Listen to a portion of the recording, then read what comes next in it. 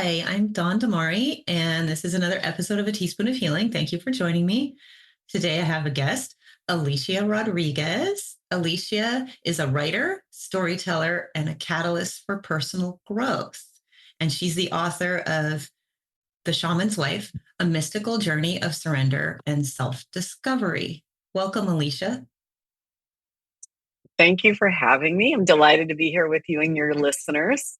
Thank you so much for joining me on A Teaspoon of Healing. So, how are you doing? I know that it's the evening for you. It's about 11 a.m. when I'm recording this in California, and you are in Portugal. I am in Portugal, so it's Oh around boy, 7 o'clock, but it's still light out. So nice, I'll probably leave here and go for my nightly or early evening walk. nice. And where are you located in Portugal? The Algarve, which is the southern coast of Portugal. Yeah, It's also the warmest and the sunniest, which is why I'm here and not in Lisbon. nice, nice. And is that photo behind you? That's a photo of the coastline? Gosh, it's so Yes, pretty. actually, those are the cliffs I walk every morning. So, Wow. No, it is so yeah. incredibly beautiful. I've been only to Lisbon. So one day I'd like to make it to that part. I heard it's really nice. I'm sure it's really crowded with tourists right now. Um, July and August, it does get crowded, but it's worth it. It doesn't matter because the rest of the year, it's great. I mean, those of us who live here, we like January and February. oh yeah, I bet it's beautiful. Yeah, it's sometimes living in a place with a lot of, I live in a place with a lot of tourism too. And it can be, I don't mind. I like seeing people from everywhere in the world. It creates problems, but tourist season ends and then get It everyone does. back. It does. It's only about 60 days. You can live with it when the rest of the year looks Totally. marvelous. And Totally. yeah. I can see why people come there. It's just so gorgeous. Well, you have a really interesting story. I read your bio and it's really fascinating. And I know there'll be lessons in it for other people to learn. So do you mind sharing your story with the people who are watching or listening? Yeah. So I was living in Annapolis, Maryland for quite some time. And I had a number of very difficult years with a lot of loss. And one of the things was I was divorced in 2012. And that was a big hit. And then after that, a friend of mine introduced me had already introduced me to an Ecuadorian shaman that was it turned out to be eventually her husband in Annapolis. And I had been a client of his and kind of a student of his, and they asked me if I wouldn't mind going to Ecuador with them to help my friend with her dissertation on shamanism and trauma with his older brother. And given the state that I was in, I thought, well, what the heck? I need to get out of here for a while. So I went, not anticipating that one decision made on a whim would completely change the trajectory of my life. And I met his older brother. His name is short, Napo, but his full name was really long, and part of it was Napoleon, but Napo. And there was an instant connection. And so the book is about what I learned living and being the partner of really a true Ecuadorian shaman, sixth generation shaman, moving to Ecuador, pretty much leaving everything behind, building a retreat center there with him where we would host retreats for individuals and small groups. And then having a turn of events that caused me to decide to leave. And lo and behold, I ended up in Portugal, which is a beautiful place to live. That's it Wonderful. in a nutshell. Oh, Some other wonderful. details, right? Read the book. Wonderful. And so Napo was a shaman. And for some people, I mean, most of us are familiar with the word, but some people may not know No. what does a shaman do?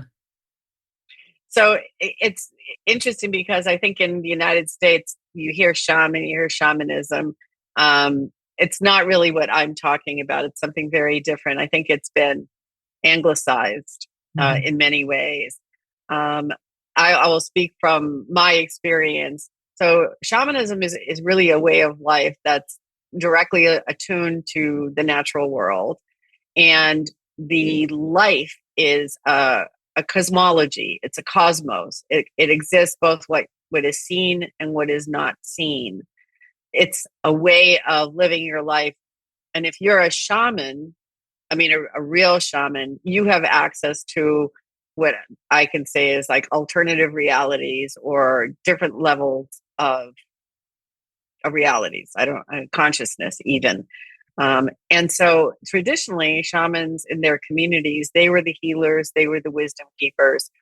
They were at service to the community. So if there was an illness, if there was a problem with the crops or whatever, the shaman was responsible for going to the other side to get information and messages from the spiritual world and bring those messages back into the community for healing.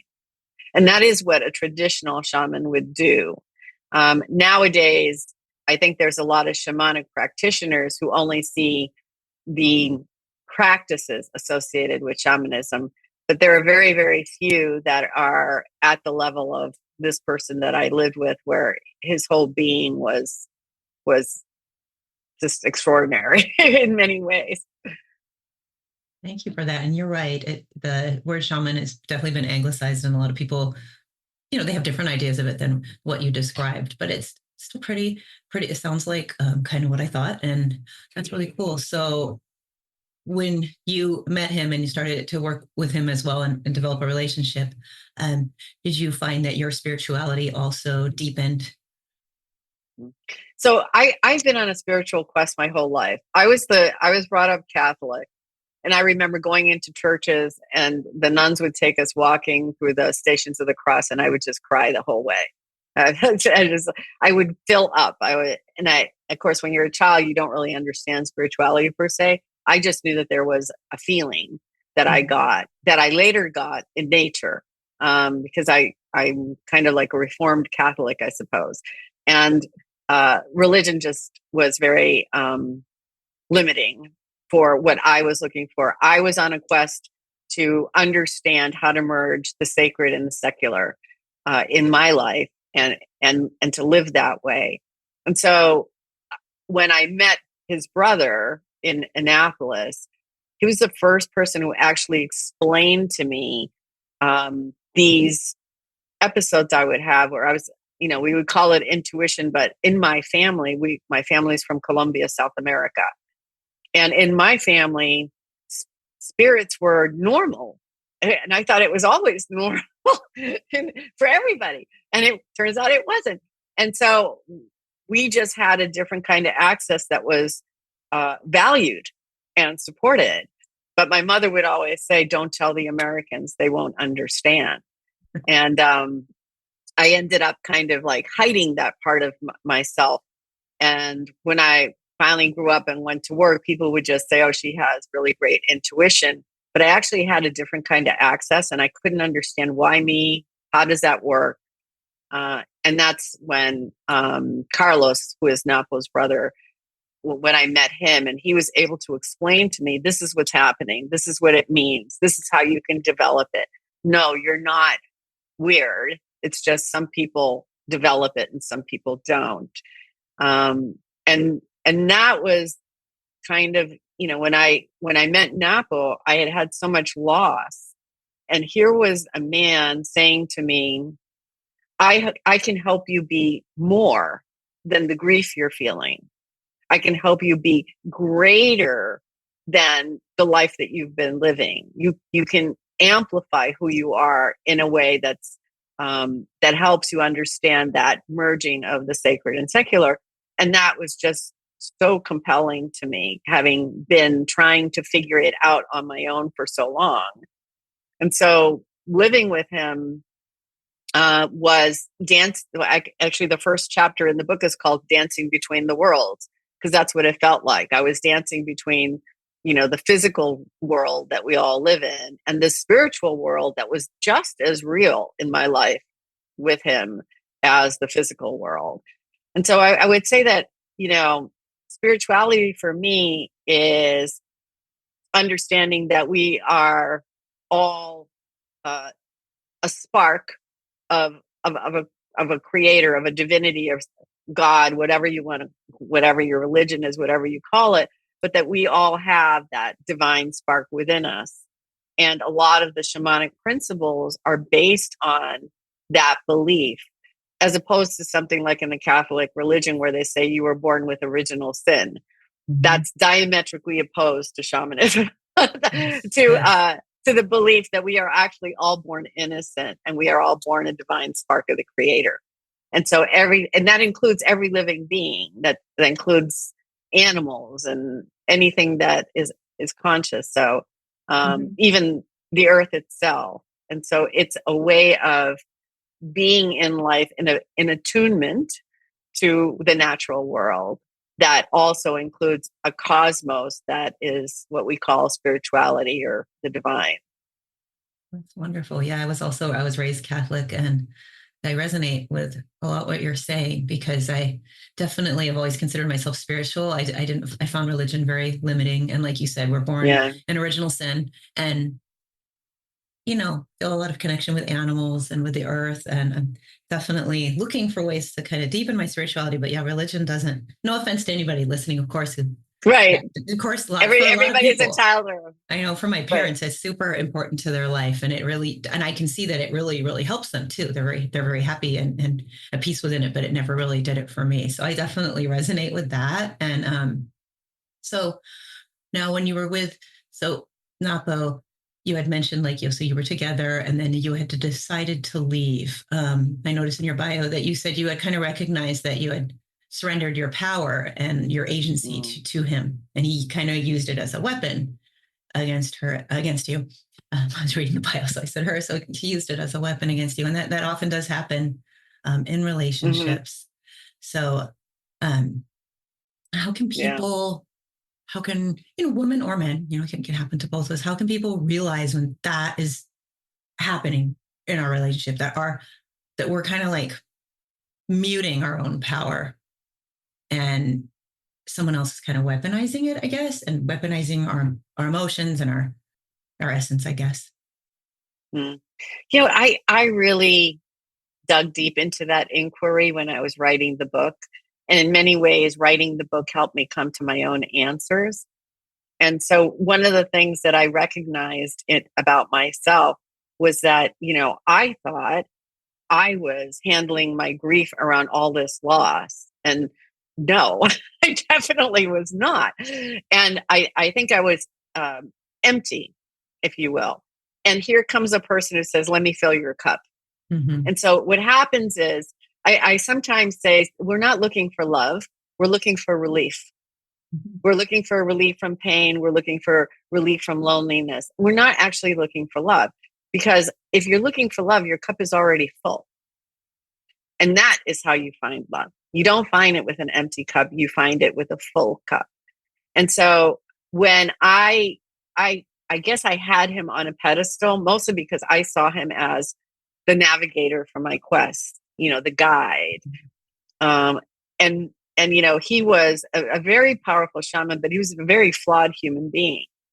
And I gave him that power. Like I am the one, I can't blame him. He took it, but like what happens, and I think I would say for women a lot more maybe than men. I'm sure it happens to men, but for women, where we see someone else and we want to connect with them so much that the little voice that we hear about how to take care of ourselves and watch out for this and listen to your intuition gets muted. The word was a really good one that you used, gets muted.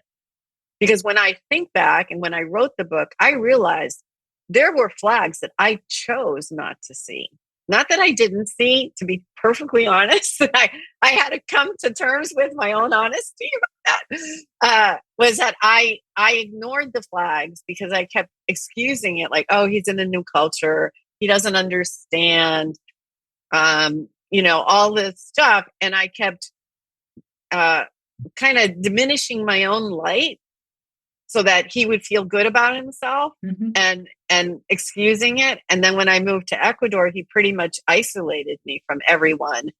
And that's where all the machismo came out. And, you're a woman, I'm the guy. In Ecuador, men make the decisions and blah, which was a real paradox because he was telling me that. And then on the other hand, he was telling me, one of the things I admire about you is how confident and strong you are. And he would say, guerrera. Guerrera is a warrior.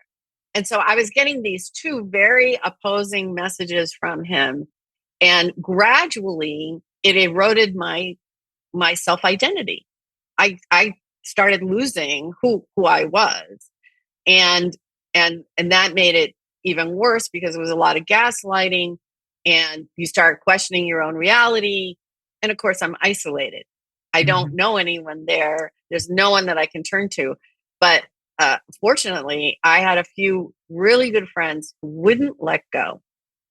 And they would call me and they would talk to me and they would remind me constantly, hey, remember who you are. You got this. You can get out of this if you want, blah, blah, blah, blah. And that's really what happened. And I realized that there's a concept in shamanism. Interesting enough, shamanism took away my agency, but it also gave it back to me in a different way. And shamanism is called amor propio, which means self-love. Mm-hmm. I look at it as self-appreciation, where you come to understand that you are as important and valuable and deserving of whatever, love, the life you want, whatever it is. And you hold on to that and you create boundaries around it. And you say, you're only coming in this far if you're this kind of person. But I'm a whole person and I'm not interested in having a partnership with someone who doesn't come to the relationship whole, because then we're just being codependent. And I think that was a big deal in terms of my learning about what does a healthy relationship look like. And I had great parents who had a great relationship, and my relationship with my first husband was great up to a point. And then I now can look back on that and say, oh, wow, there's so many mistakes that we made and we didn't even know that we were making them. And so that was a big, aha moment for me that got processed through the book. And one of the things that I learned about relationships, which I'll share, which I think is so important, I see it in a lot of like my clients who come here on retreats, is this idea that, when I backtrack, at one point, very early on in my relationship with Napo, he said, all relationships are doomed to fail. Oh, interesting. And I was just starting my relationship with him. I said, good to know. Wow. Thanks for sharing. And and then he explained it. He said, we as human beings, we strive for what Carl Jung calls individuation, to become whole. And our life task is to come to wholeness, to come to be fully who we are, our full potential. And anything that gets in the way of that becomes a threat. And obviously, if you're in a relationship, you have two people striving for wholeness, and sometimes they're not going the same direction. And sometimes what you're doing threatens me, but I'm not conscious of it. So it's not that I'm having a conflict with you, the other person per se. I'm in a conflict around what it is that brings me wholeness is being threatened. And I haven't had a conversation with you about this. And so the people who can really do that and say, oh, I understand that it isn't about you or me personally, it's about this threat I feel to my ability to reach my full potential. And in retrospect, that was a big reason why I got divorced in the first place. And my first marriage was because we did not have that understanding. And I think for those people who have that understanding and can communicate across it, those are the relationships that are really, really wonderful. I agree. And thank you. That was really, really powerful. And I'm sure a lot of people resonate with it. Especially you were isolated. And what you had said something that really spoke to me, that at the same time, so first there was, the machismo in the culture, and the man does everything. But at the same time, he was he very much admired your strength and your power, and he brought it up a lot. And That is really interesting. I think that happens a lot. I think that happens a lot, especially with women in many cultures. I'm sure it's probably amplified in cultures where machismo is, kind of the the main, kind of it's just basically accepted. But I don't know. I definitely resonate with that. So how can people, if you're kind of going through this, we'll just say woman. Of course, like you said, men go through this too sometimes. But if a woman, how can she kind of notice this? Like, oh wait, my sense of self is being eroded, or like I said, muted. How can you notice and notice that and maintain it? What advice do you have for a woman that's kind of woman or man who's in that situation? First of all, I think our intuition is our number one ally. It's Mm-hmm. like, it's not that we don't know, it's that we choose to not see or not hear the little voice inside that says whatever it says, be careful or whatever. And the other thing that we don't use is our bodies. It's our sensation in our body. So when that's happening, we literally like physically do this. Mm-hmm. We contract and we make ourselves smaller. And when we are fully alive, we're up and open, and your body is open and you're relaxed. And so sometimes when I look back on some of the things I said yes to that I should have said no to, and I think back about what was I doing, how was I standing, I remember the sensation of making myself small. And so not consciously, it's like it's not a conscious thing. But if you know that, if you trust your body, because your body does not lie, your mind will make up every single rationalization ever, will find a way, but your body will not lie, and you will feel it. If some people will say, I feel nauseous, or I get a pain in my chest, or my shoulders get tight and tense. Everybody has their tells, if you will. And so I would say how you know is listen to your intuition. In Western cultures, we are not taught to value intuition. We're taught to value knowledge and information, evidence. Intuition has no evidence. But we know. We Mm-hmm. just know. And we say and we go, oh no, that not that. That's probably just me. Or we make excuses for it. So intuition if I listened to my intuition, I probably wouldn't have continued along the path that I did. And the body. If I stop breathing, if I feel my body tensing up, if I feel like I want to run away or I get nervous, that's a sign that something's off. And Mm-hmm. that's when you have to pause and say, okay, what what's happening right now, and how do I feel about it really? How do I really feel about it without trying to please anyone else? Just me, myself, and I. How do I feel about this? If you can do those two things, you are more apt to make decisions to maintain yourself and your wholeness and your sense of identity in any kind of challenge. And it's not easy, but it can be done with practice. Yeah, you're right. Intuition, it's so powerful. And you're right. In Western cultures, we talk about it a little bit, but we value evidence and knowledge. And it's very easy for our mind to say, oh, yeah, no, I'm just probably making this up. It's in my head, but That's right. you can feel it. You can feel it within your body. You can feel it, like you said, shrinking like this, rather than just being in your power. And so, like, these little tells are intuition. So I'm assuming you can do this to identify a potentially difficult relationship, friendship, like even issues Yes. maybe with family. Okay. Yeah. You find yourself moving away from whatever it is as opposed to moving towards it. Mm-hmm. And that's your body telling you, it's really your limbic system. It's the warning system that we as mammals have. Mm-hmm. Some people call it fight, or flight, flight, fight, or freeze. But it works. I mean, that's why we have it. And so the little voice is telling us danger, danger. And we're saying, nah, I'm just making that up. Mm-hmm. Mm-hmm. Yeah. So just tuning into that and listening to that intuition, that is so powerful.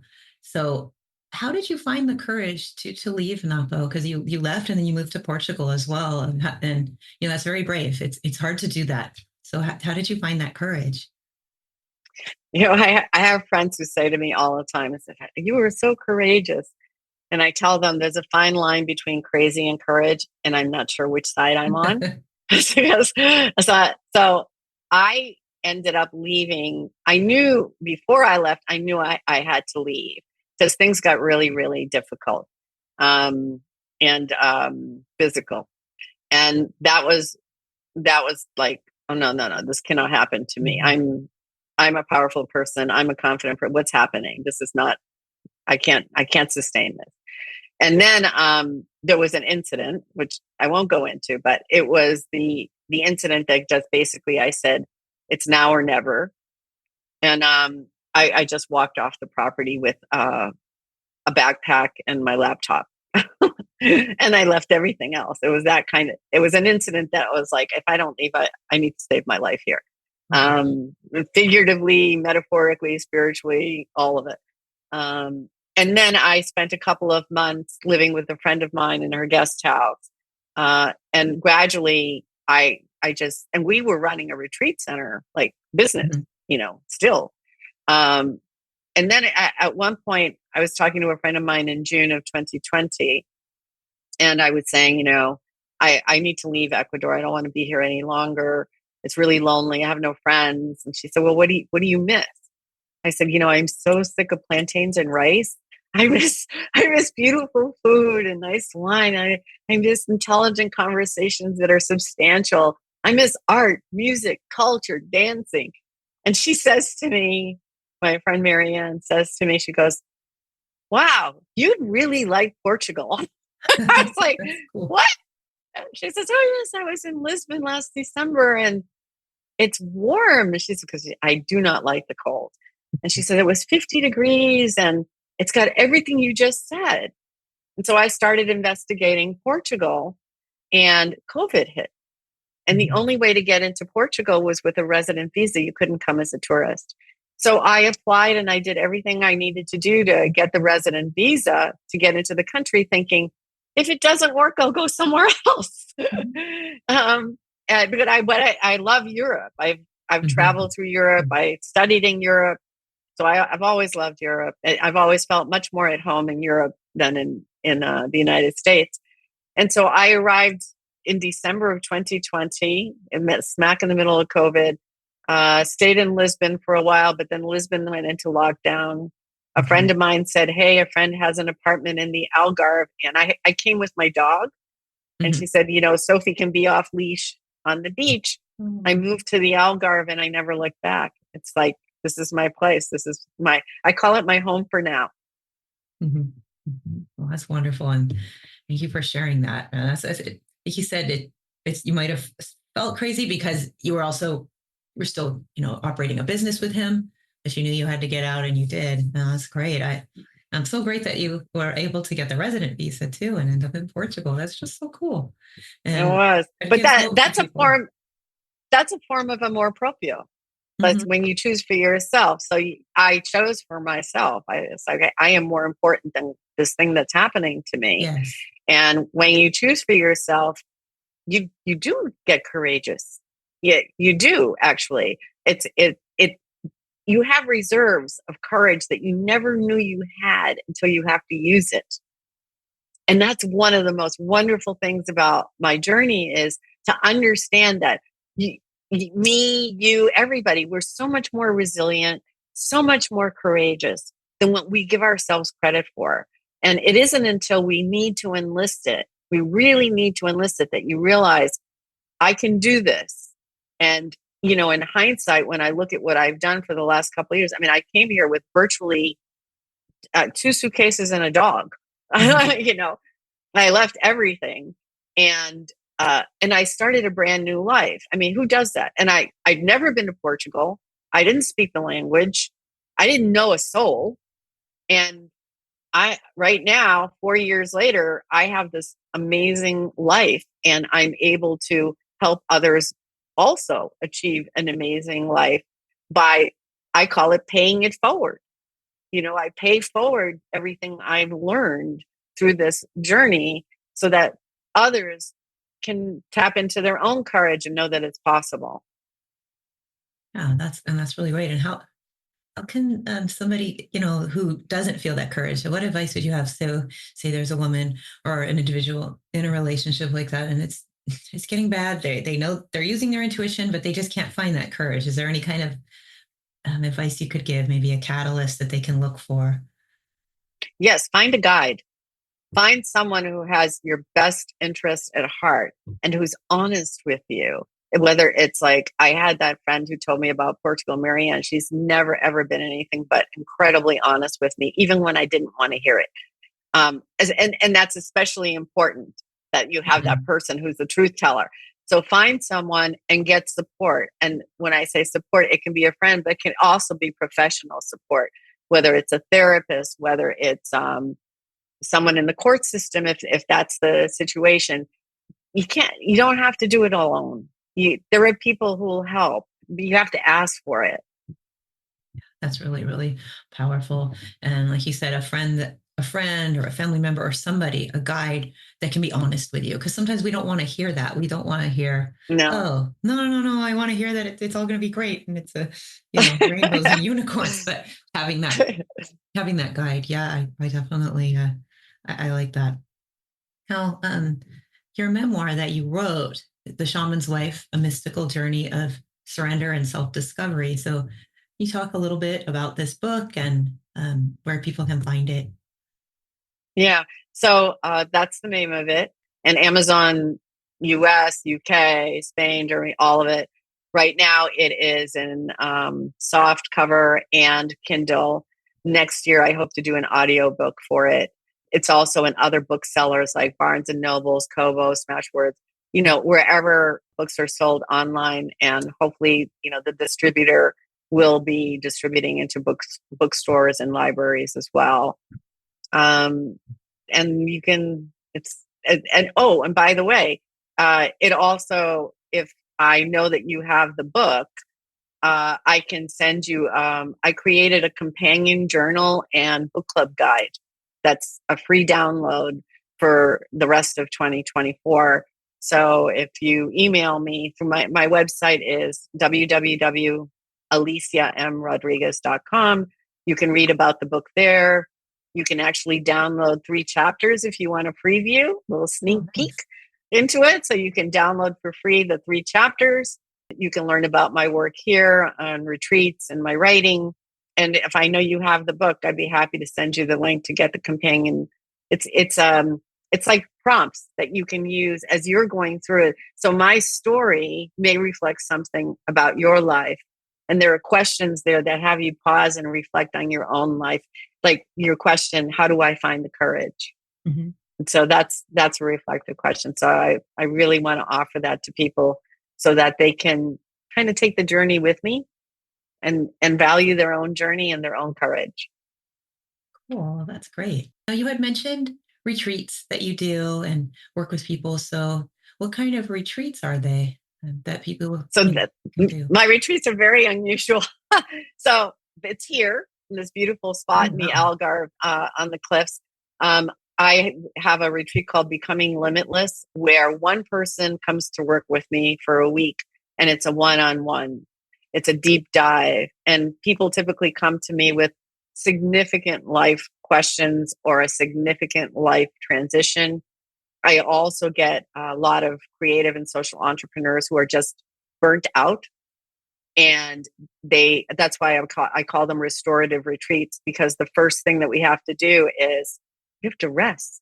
Mm-hmm. You have to rest in order to have the conversation. And I'm basically a facilitator for the conversation you don't know how to have, but you know that you need to have about purpose and meaning and where you're going in your life. So that's a one-on-one. It's rather intensive. And then I have restorative circles where you might say to me, I have 3 friends, and would you design a week for us? Or I have 4 friends, would you design? And I've had entrepreneurs come, and I designed a week that included not only business development, but also self-care practices, because entrepreneurs are notorious for not doing self-care. And all the while, there's also fun. we get to have beautiful food and wine, and I take you to lovely places in the Algarve. So I'm part tour guide because there are some just wonderful, energetic spots here that I love to share with people. So those are the kinds of, it's not a group retreat where you say, oh, I'm holding a retreat, sign up here. It's not like that. It's very, very curated and bespoke. Oh, I love that. I love that. And then so it's either one-on-one or a small group, and it's kind of tailored That's to the coming person. intact. Yeah. Oh, I love that. I love that. So how can people work with you? How can, work with you or like get information on these retreats? I know you had mentioned your website. That's the best source for information. It's on my website. It's aliciamrodriguez.com. And then for my writing, you can also follow me on Substack, and that my news, I don't call it really a newsletter, but where I write is called Nothing is Ordinary, because nothing is. Oh, I like that. It's ordinary, and that's on Substack. It's on Substack. That's So wonderful. yeah, those are and of course, LinkedIn, my profile is there. If anybody's interested in my background, I ran a leadership development firm for 20 something years before moving to Ecuador. And I still coach leaders. I'm still doing executive coaching here on Zoom, but it's more along the lines of, I call it who you be as a leader. What is it? What holds meaning and purpose for you, and how do you build a business or lead from purpose and meaning? So it's a little different than I want a promotion. Oh, I like that. I like that. So just getting to the why, because a lot of people, that can really help them be successful too, and understand why they're doing it. Exactly. And there's a lot of power in that. Yes, definitely. Well, great. Well, thank you so much, Alicia, for joining me on the show. I really enjoyed listening to your story and your advice. I know it's going to resonate with a lot of people. I appreciate it. Is there anything you would like to share before we sign off with the people who are watching or listening? I just hope that, my work and my story and the book, someone asked me, why did you write it? I said, oh, I wrote it first to process my own experience. And as I was writing it, I noticed how it could impact other people. And I had people read it in advance, and the feedback I got is on my website. And it was phenomenal. I had women coming out of the woodwork saying, I've never told anyone this, and they told me their story. And some of the women I actually knew, and I never knew that about them. So it really resonates with women who have had the experience of not owning their own power, giving it away, and not really understanding how really awesome they are. Oh, I love that. Well, thank you so much for sharing that. I really appreciate it. And thanks for this chat. And I hope you have a good evening. Enjoy your walk. Thank you. Those beautiful I will. Okay. Well, thank you that's so where much. I'll be. Yeah, that Thank sounds you. so great. Thank you. All right. Goodbye. Goodbye, listeners. Bye.